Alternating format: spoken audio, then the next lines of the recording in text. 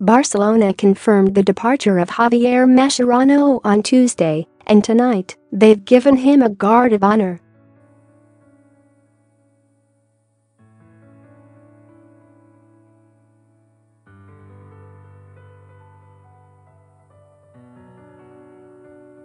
From winning the La Liga title to the prestigious Champions League on 2 occasions.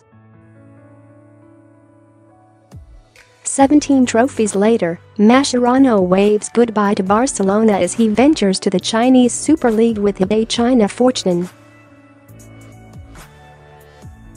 But prior to Barcelona hosting Espanyol in the Copa del Rey, Mascherano received a touching and fitting guard of honor from his now former teammates.